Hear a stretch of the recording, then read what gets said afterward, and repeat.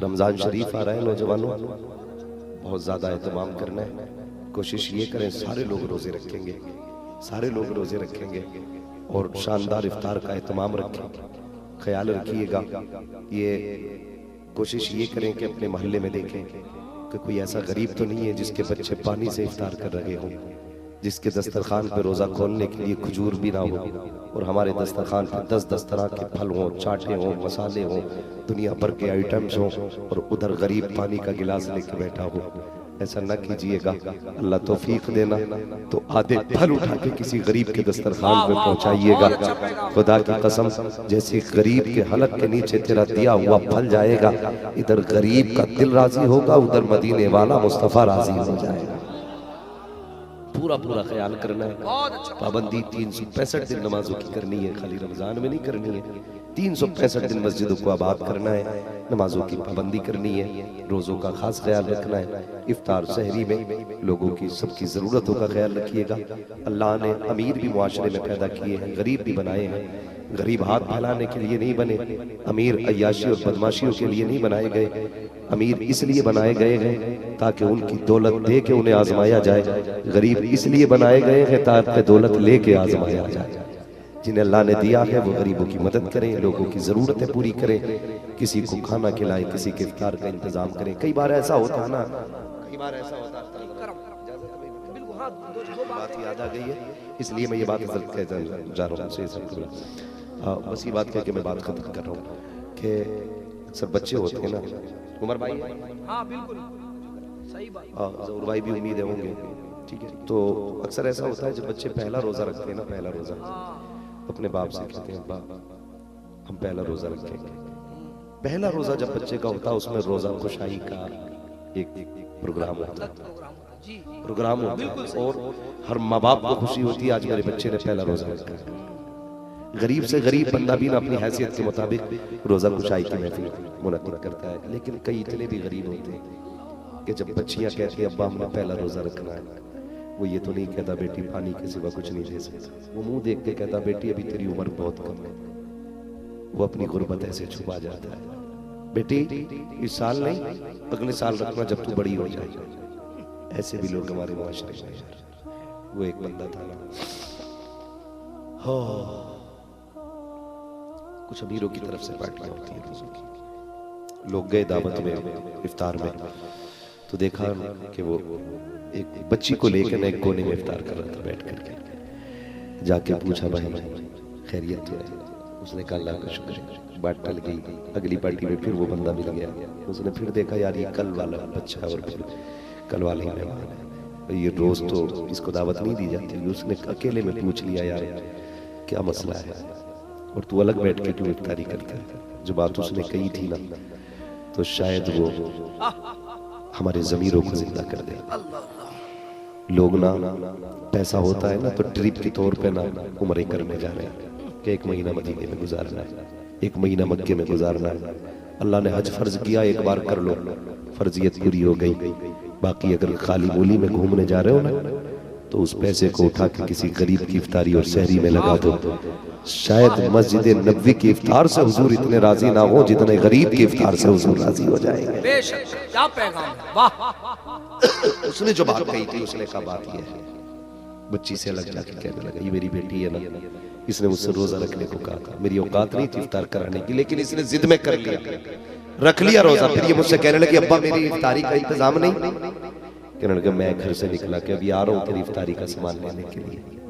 वो कहता मैं गया और मैंने ये तलाश किया इफ्तार का इंतजाम किसकी तरफ से, किसकी तरफ से? अल्लाह। मैंने बच्ची से कहा बेटी मैं गया था लेकिन लोगों ने साफ थे, उन्होंने कहा इफ्तारी मेरी तरफ से रहेगी, तुम्हारी बेटी के रोजे की खुशी में। कहने लगा मैंने बेटी से ये झूठ बोला और यहाँ ले आया। कहा इधर कोने में क्यों बैठा है इसको लेकर के? उसने कहा कि मेरी बच्ची पे मेरा राज ना खुल जाए। उसने कहा फिर दूसरा रोजा रखा मैं यहाँ ले आया हूँ। ऐसे लोग भी हमारे मुआशरे में रहते हैं, ऐसे लोग भी रहते हैं। अल्लाह तौफीक देना, मत लाना 10 तरह के फल अपने दस्तरखान पे, मत रखना लाके चाट पकौड़ी अपने दस्तरखान पे। अल्लाह ने तुझे पैसा दिया है ना तो तुझे ये सब्र होगा कि है मैं लाया नहीं। लेकिन अगर गरीब के दस्तरखान पे ना हो ना तो बच्चे कहते हैं काश हम पे भी होता तो हम भी खाते। कभी खड़े होके देखो ठेले के पास, लगेगा आपको कि गुर्बत कितनी है माशरे में, दिखेगा आपको। जब आप अच्छे फल छांट रहे होते हैं ना कि ये दाने चढ़ाना, ये वाला गुच्छा, ये वाला खोसा चढ़ाना, तो उसमें गरीब टूटे हुए अंगूरों की कीमत पूछ रहे होते हैं। कहता है ये कितने को का, ये 100 रुपए किलो का, नहीं ये टूटे हुए वाले कितने के का, ये 50 रुपए किलो, तो उसमें से कहता है 250 ग्राम दे दिया जाए। तब पता चलता है कि मुआशरा किधर जा रहा है। जब आप कहते हो ना बड़े बड़े केले चाहिए, अच्छा वाला केला चाहिए, वहां गरीब खड़े होकर के पूछता यार ये काला वाला जो तुमने डाल दिया है इसकी क्या कीमत है। उस वक्त सोचना शायद बच्चों को दस्तरखान पे फलों का इंतजार हो। समझ जाना यार, जब कोई टूटे अंगूर पूछे, गले केलों की रेट पूछे, कटे पपीते के बारे में पूछे और फटे फलों के बारे में पूछे, फिर पूछना मत कि कैसी गुजर रही है। समझ जाना गुर्बत ने डेरा जमा लिया है, बच्चों की ख्वाहिशें पूरी करना मजबूरी हो गई है। उस वक्त में कोशिश ये कीजिएगा, हाँ देखना ईद आएगी, दुकानों पे भीड़ लगती है कपड़े वालों की, कोई कहता कि बताइए कपड़ा दिखाया जाए, तो लोग कहते हैं कौन सा कपड़ा लोगे, का अच्छे से अच्छा दिखा दे। जब निकाल के कपड़ा दिखाया जाता है, अमीर नाप तोल करके काट के कपड़ा ले आते हैं, लेकिन जब गरीब दुकान में जाता है और अमीरों के लिए खुला कपड़ा हाथ से जब छूता है, पहली बात दुकानदार ये कहता है, उसके कपड़े देख के कहता है इसे हाथ न लगाओ, ये तुम्हारी औकात से ज्यादा का कपड़ा है। जब ये कह दिया जाता है, खुदा की कसम गरीब का दिल टूट जाया करता है, फिर वो हाथ पीछे हटा लेता है। अगर वो अपनी मर्जी से किसी कपड़े पे हाथ रख दे तो उससे ये मत कह देना कि ये तेरी औकात से ज्यादा का है, उससे ये पूछना किस कीमत तक का आपको चाहिए, ऐसे करके बात करना। औकात मत दिखाना किसी को, इसलिए कि सारे खुदा के बंदे हैं और तुम्हें खुदा का वास्ता। जाओ कभी दुकानों पे जाके देखो, लोग कहा करते हैं मैंने इतने फकीर को दिए, इतना उसे दिया, इतने मांगने वाले को दिए, और तुझे मांगने वाले तो नजर आए, तुझे गैरत वाले गरीब नजर नहीं आए, ये इज्जत वाले कमजोर नजर नहीं आए। कैसे देखा जाएगा जब तेरे पास आए, तेरे दुकान पे खड़े होकर के टूटे फलों को हाथ लगाएं, गले सड़े फलों की कीमत पूछे, समझ जाना गरीब आया है। अगर किसी कपड़े का रेट पूछने के बाद हाथ पीछे हट जाए तो समझ जाना कोई कमजोर बंदा आया है, इस कपड़े को लेना चाहता था और बच्चे साथ लाया है, एक जोड़ी कपड़े काट के गरीब को दे दे, वो क्या कीमत रखी है, का कीमत नहीं चाहिए, मैं तुझे इसलिए तोहफा दे रहा हूँ, इसलिए कि तू भी मदीने वाले का गुलाम है, मैं भी मदीने वाले का। क्या पैगाम है अल्लाह। इसलिए रिश्ते निभाना चाहिए। ये रमजान नेकियों का महीना है, खुदा के वास्ते किसी को दुकान के आगे खड़ा करके जलील न करना, किसी को दरवाजे के आगे खड़ा करके जलील न करना। गरीब लोग होंगे, राशन की जरूरत होगी, कई बार ना अमीर लोग हमारे लंगर चलाते और लेटे रहते हैं 2 बजे तक, वो गरीब सुबह 8 बजे लाइन में लग जाते हैं, वो धूप में पड़े, क्या कंडीशन उनकी हो रही है, वो पैर पे पैर बदल रहे। सेठ जी अभी उठे नहीं है, ये 8 बजे आके मसल के आ रहा मरदूत कमीना मलून कहीं आके कुर्सी बैठ के कहता हाँ भाई, तो उसके 4-5 चमचे वीडियो बनाने खड़े होते हैं। गरीब जब लेता ना यूं करता,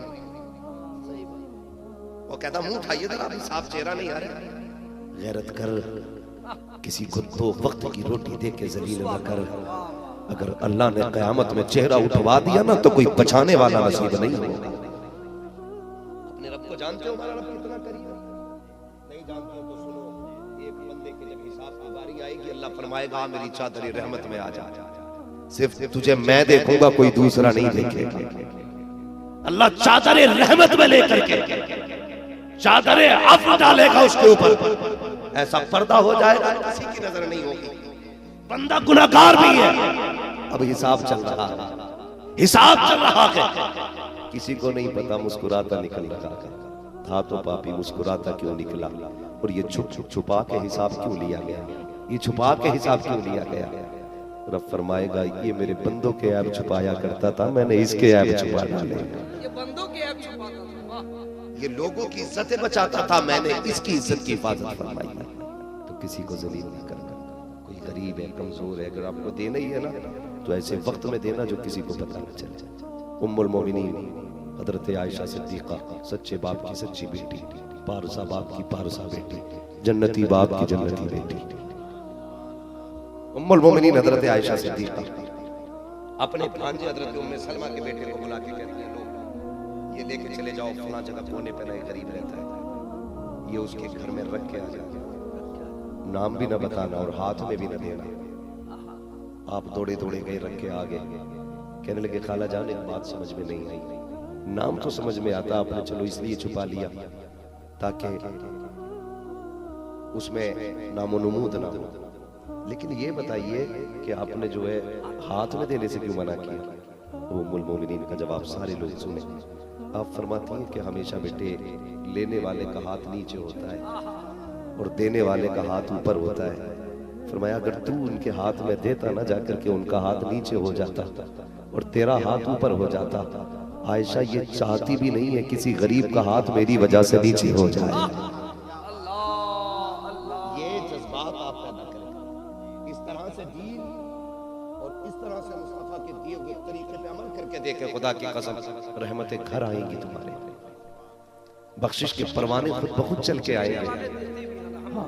नहीं, जो देते हैं अल्लाह उनका वाली है, जो देते हैं अल्लाह उनका वाली है, लेकिन जो नहीं करते ऐसे, जो तमाशे करते, खुदा बंद कर दो तमाशे, कहीं ऐसा ना हो ये रहमत का महीना अजाब का महीना ना बना दिया जाए। तो करेंगे इंशाल्लाह, ऐसे करेंगे इंशाल्लाह, रोजों की पाबंदी करेंगे इंशाल्लाह।